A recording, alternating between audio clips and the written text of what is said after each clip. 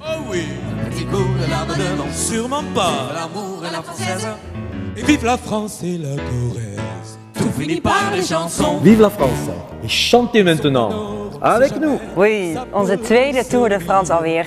Met de mooiste chansons van Beko, Aznavour, Juliette Gréco. Jacques Brel, Michel Fugain en Edith Piaf, Maar ook Julien Clerc en Dalida. Barbara en Stromae.